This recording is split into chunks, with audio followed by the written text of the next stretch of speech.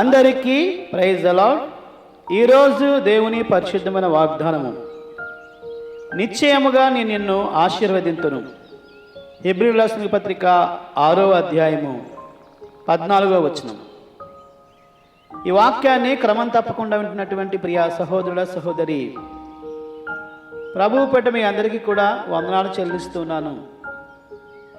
ఈ దినాన్న ప్రభు మనకు అనుగ్రహించిన వాగ్దానము, నిశ్చయముగా నేను నిన్ను ఆశీర్వదింతునని ప్రభు ఈరోజు మనతోటి మాట్లాడుతూ ఉన్నారు. అయితే ఆ ఆశీర్వాదాలు మనం పొందుకోవాలన్నా, ప్రభు మనల్ని ఆశీర్వదించాలన్నా, బైబిల్ గ్రంథంలో అనేక భక్తులు దేవుని వాక్యాన్ని అనుసరించి వారు జీవించినటువంటి విధానాన్ని, వారు ప్రభు యందు భయభక్తులు కలిగి ఉన్నటువంటి పద్ధతులను మనం గమనించి మనము కూడా ఆ విధంగా జరిగించినట్లయితే మనము ఆశీర్వదించబడతామని ప్రభువు పేట మరొకసారి తెలియపరుస్తున్నాను. నీ జీవితంలో నీవు ఆశీర్వాదం లేనటువంటి వాడిగా ఉంటున్నావా? అయితే నీవు వాక్యాన్ని బాగా చదవాలి. వాక్యంలో ప్రభువు నీకు ఇచ్చినటువంటి కట్టడలను, నిబంధనలను నీవు పాటించినట్లయితే, మనం దేవుని యొక్క వాక్యాన్ని గమనించినప్పుడు ధర్మశాస్త్రము మోషే ద్వారా అనుగ్రహించబడుతూ వచ్చింది.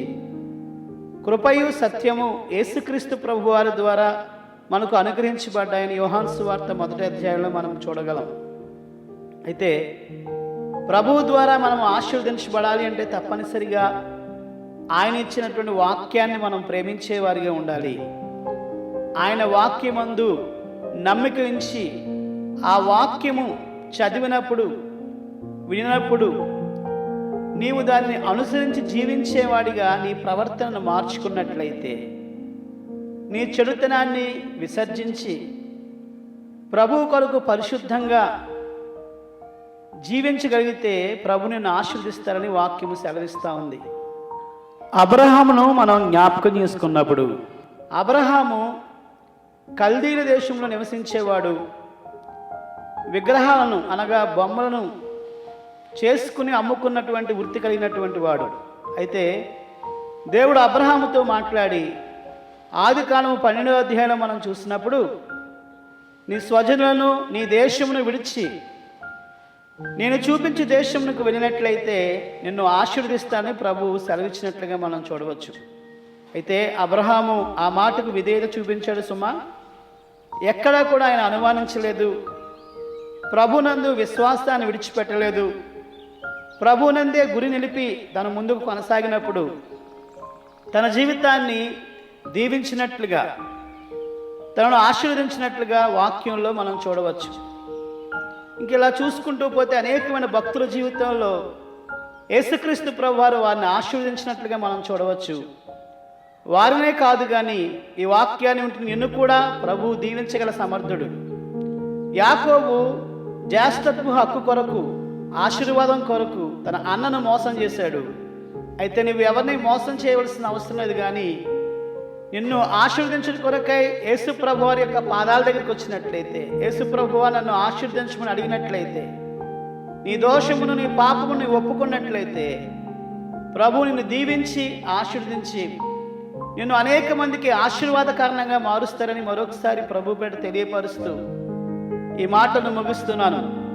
రండి ప్రార్థన చేసుకుందాము. మా పరిశుద్ధుడైన మా పరమ తండ్రి, మరొకసారి మీకు వందనాలు స్తుతులు చెల్లించుకుంటా ఉన్నాము. మరొక సమయంలో మీ పాసందిలో చేరి ఈ విధంగా ప్రార్థించే సమయాన్ని మీరు దయచేసినందుకే వందనాలు స్తోత్రాలు. నిశ్చయముగా నేను నిన్ను ఆశీర్వదించేదననే మాట ద్వారా ఈరోజు మాతో మాట్లాడేందుకే వందనాలు స్తోత్రాలు. మీరు ఆశీర్వదించడానికి సమర్థులైనటువంటి దేవుడు తండ్రి.